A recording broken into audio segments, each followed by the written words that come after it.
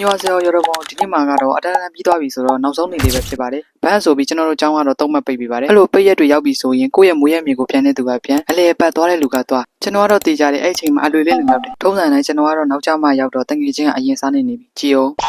အတန်းတန်းပြီးသွားရင်တငယ်ချင်းတွေနဲ့ပြန်တွေ့ချင်မှပြန်တွေ့တော့မှနောက်တန်းမှလည်းတခန်းနဲ့ပြန်ကြဖို့ဆိုတာမသေးကြတော့ဒါကြောင့်နောက်ဆုံးနေမှာတယောက်နဲ့တယောက်အမတ်တရဖြစ်စီမဲ့စကားလုံးလေးကိုအပြန်အလှန်ရေးပေးကြပါတယ်အဲ့ထက်မှာထူးဆန်းတာတစ်ခုရှိတယ်ဘာလဲကစားတန်းငယ်တဲ့နေထိုင်ရစကားပြောခံလိုက်ရတယ်ပြီးတော့ဒါကတော့အတန်းတန်းပြီးသွားလို့ဒီချဲကနေအောင်လက်မှတ်တွေပေးမှာပဲဖြစ်ပါတယ်ဒီမှာတော့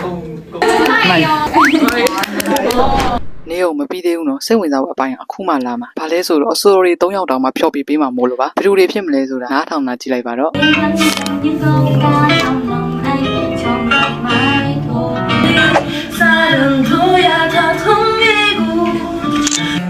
Episoda te jala Ninga como de sola nyane ramla Nimyo nega Kunasa ဘယ်လိုလဲအစိုးရလေးတွေချစ်စရာလေးတွေမို့လားကျွန်တော်ရဲ့ bro လေးကိုအခုလိုစုံနေကြည့်ပေးရတဲ့အားလုံးကိုကျေးဇူးတင်ပါတယ်နောက် vlog တွေမှာပြန်တွေ့ကြမယ်နော် bye bye